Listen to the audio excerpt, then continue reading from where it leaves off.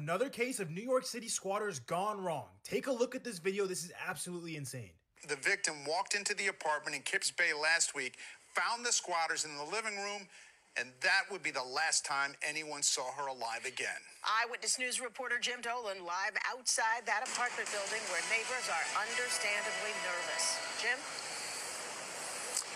Sandra, Natalie Vitale was murdered inside apartment 19A in this Kips Bay building. To get to that apartment, to get to that floor, you need a special key for the elevator. Police now believe the two people who killed her somehow got hold of that key and used it to stay in the apartment while she was away until Ms. Vitale unexpectedly came home and found them there.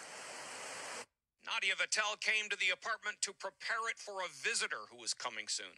Police have spent a week investigating the case and now say she was murdered brutally by a man and a woman who were squatters in her apartment. And it's all on the tape. I was shocked to find out from the detectives that they had been there since Sunday.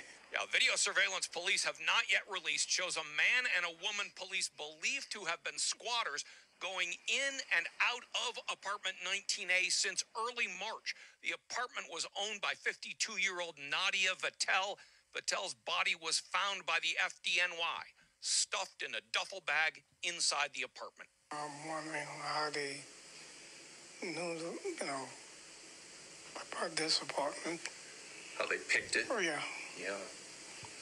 Because it doesn't seem like they were just trying out other apartments. Seems like they just went straight up to the 19th floor.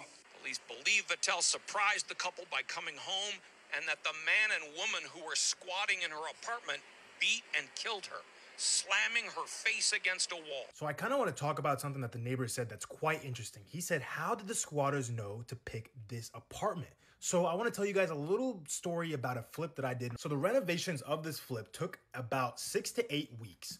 As soon as we listed on the market, we had a contract. Great news.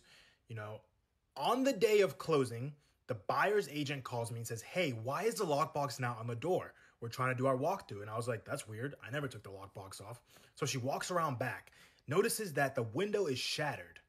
I'm like, okay, well, that's a little strange. So I immediately go to the house and then I realized that the locks were completely changed on all doors. So I'm like, what the hell is going on here?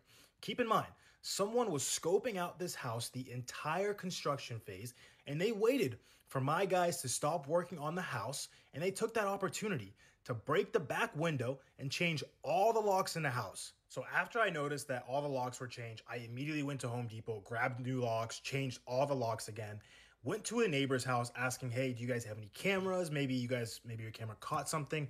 And one of the neighbors told me something very interesting. He said, no, I don't have any cameras, but the house 6 houses down from you had the same situation happen to them. And the people that squatted that house are still living in that house years later.